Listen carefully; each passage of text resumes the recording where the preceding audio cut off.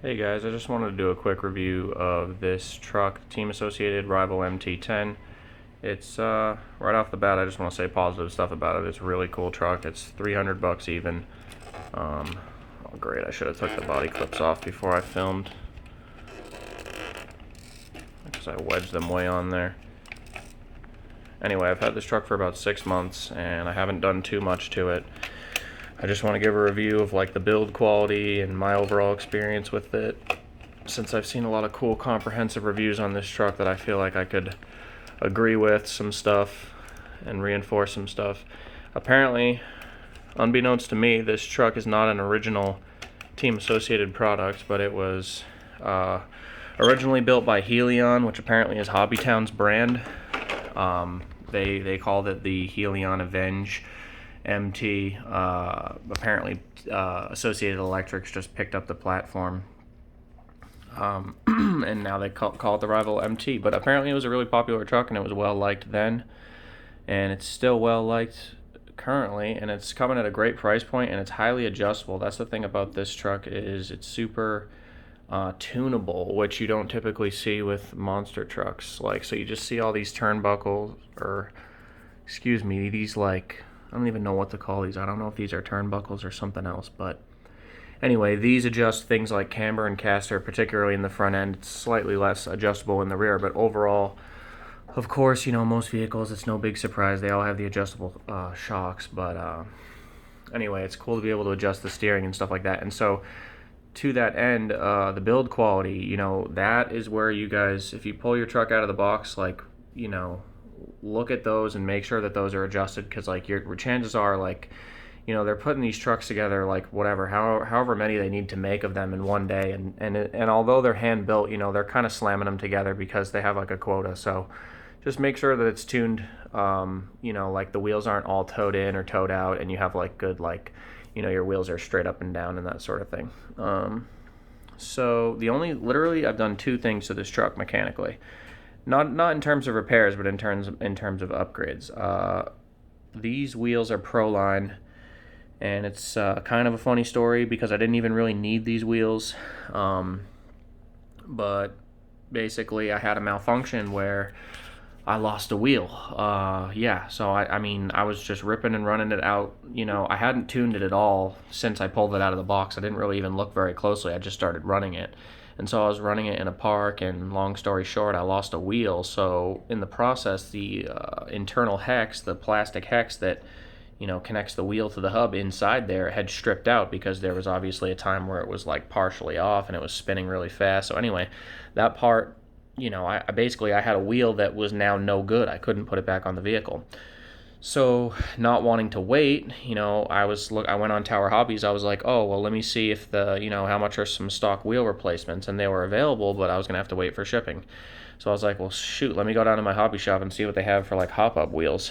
And then $80 later, I got a whole new set of wheels for this thing. And honestly, these are sweet. I brought the old wheel to compare. So I don't know if it shows well in the video. So that stock is slightly smaller, and also it's slightly more narrow, which in my opinion was the perfect upgrade to a monster truck. It's like, let's just make the tires a little bit bigger and a little bit wider, and nothing major, but it definitely adds to the aggressive aesthetic of the car, and it rides higher. And if you think about the wheels just being extensions of the drivetrain, then it actually will spin, it actually moves faster.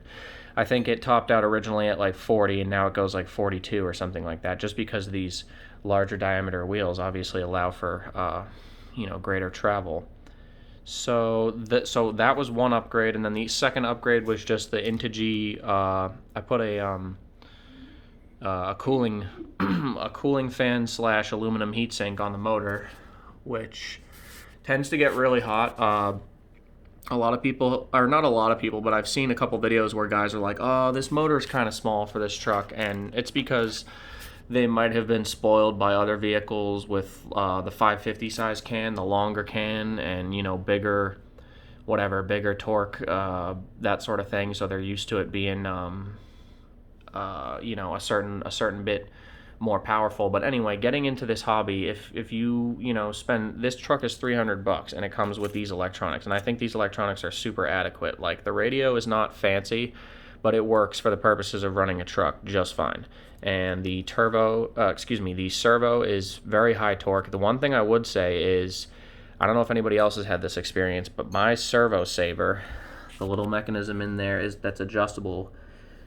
If I can, that part there that I'm put in the middle of the screen here, with the little notches on it, that's your adjustable servo saver, and you can make that thing tight or loose or what have you. But I feel like after aggressive driving, that thing just occasionally comes loose on me. So watch out for that, because you'll be like, why isn't the truck steering very well? And you'll be like, oh, the servo saver just totally loose. So all that power that you're sending to the servo is not making it to the front wheels. But anyway, just watch out for that slop in the system. What else is there? It's an overall great truck. It's a great value. It's a bit more technical than other trucks that are out there, again, because it's so tunable. So I think that makes it more fun, because it's just more customizable. But the aftermarket support probably is decent. I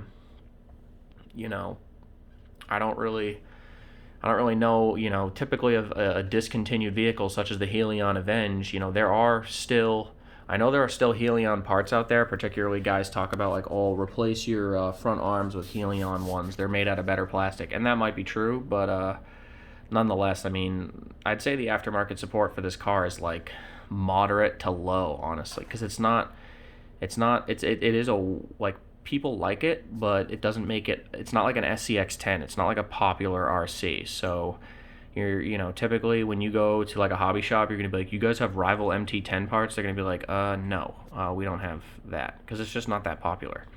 So that's just something to be aware of. Yep, that pretty much wraps her up.